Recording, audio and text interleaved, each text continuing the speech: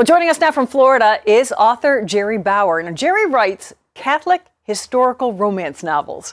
Her books are part of the Persimmon Hollow Legacy series, and she is joining us now from sunny Florida, as I said. But you know what? What's perfect here is it's just starting to warm up in the Northeast, and everyone's starting to think about their beach reads. And so this is perfect timing for this interview. Thank you.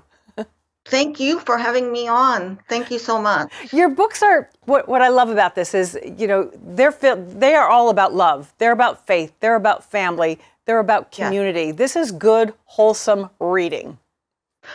Exactly. And that was my goal. I was doing devotional reading this morning, and, God comes through. I was like, how am I going to, I write better than I speak. So how am I going to verbalize this in a succinct way?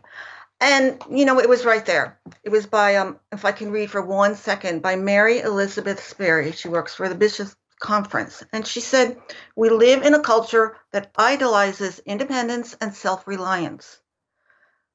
But the gospel teachings, they put the lie to that myth. We are all connected. None of us is independent. We will perish if separated from the vine that gives us life. Jesus, our faith, our community. And that's what I try to convey in my books, because so often today in books and novels, as you know, there's a lot of darkness, there's loose morals, there's violence, there's graphic everything. And that's not what I wanted to read. And I knew that's not what other people wanted to read. And again, oh, go ahead. No, I love that's exactly why you wrote this, because you want us to read what you want to read, what you weren't finding out there. I mean, there's a big network of Christian romance, Christian historical romance, but it's heavily focused toward Protestantism. And the books are excellent. I enjoy reading them. I especially enjoy the Amish, because their faith is integrated into their lives the way ours is. But again, I wanted to read characters going to church, receiving the Eucharist, going to Mass, having the sacraments, trying to convey what it means to be Catholic. And so that's how I it was a nudge from above too, but that's how I ended up here. The books are all set in a small town, right? In Florida, Persimmon Hollow? Yes, it's loosely based on the town I live in, very loosely based, because I didn't want to use real people, real characters, but I did idealize the setting. And in my research, I discovered that in the early days, Florida was pioneer territory in the late 1800s. And people coming down here they had to rely on each other. They had to have that strong sense of community. And I was interested in that. And I was also interested in finding out how much faith played a part for them. So I tried to incorporate that into the books. It's especially important to me because later, as we got into the early 20th century, Catholics in Florida faced great discrimination. So I try to show that it wasn't always that way, and that people lived and formed these communities of faith. My own church, my St. Peter in DeLand, Florida, it was founded in 1883, and that's old for Florida standards. And these are historical novels. Like, this is all set in the 19th century. Oh, absolutely. Yeah, they're set in the 1880s, 1890s. That was, I just have a love for that. I have a love for history, and I enjoy reading historical novels. So that's what I decided to focus on. You also have a love for happy endings. And I'm unapologetic about that. We know today that some people are like, I watch Hallmark movies. I watch Great American Family Channel movies. I'm unapologetic. We need happy endings. We need love. People need to have an escape from the harshness that we're facing in our world today. And faith, obviously, as you said, the Catholic faith, so important in these novels. Let's talk about your faith a little bit and your journey in faith to where you are now, to writing these beautiful novels. I was raised in a very religious family. I was baptized in St. Martin of Tours in Bushwick, and then I attended St. Bridget's School.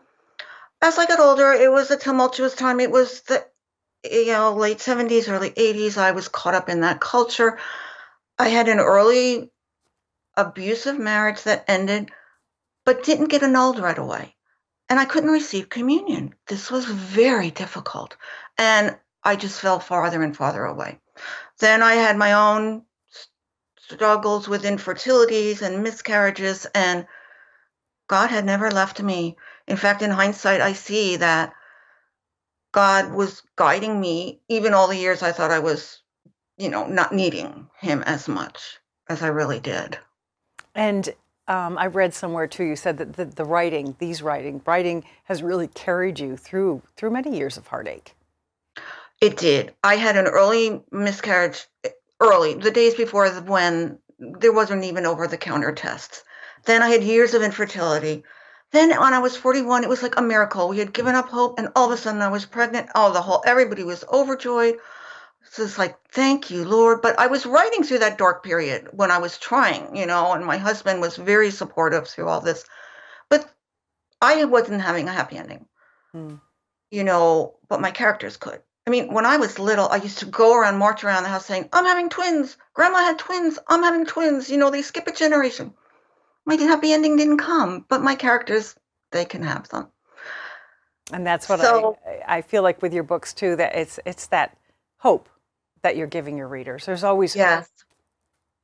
Yes, hope. That's something we all need. Hope. The light is there. The light of Jesus is there. The light of our faith. That hope. It's part of us. It's part of our life, and we need that. And I feel that we need to be reading that in our fiction, at least in some of our fiction. I mean, these are definitely niche books for women primarily, although I have had men who have enjoyed them. And this is just to kind of take you out of any struggles you might be facing, give you a little break, a little escapism, and hope. There's always hope, and we always have hope. Well, it's always there. If we put our faith in the Lord, our hope is always there. Yeah, and boy, Gerri, we can use that all the time. And I said, thank you for all the beach reading you've given me that I will have for this summer. I want you to please tell everybody where they can go to find your books, to find your blog. My books, the easiest thing is to go to my website. It's just my name, GerriBauer.com, and there you'll find links to everything, and a link to my blog is there. In fact, my blog is where I'm able to explore some of the darker sides of early Florida that I don't put into my novels so much, because let's face it, this was the South. There was segregation. People weren't always treated with the dignity that they deserve, that they all deserve. We all deserve.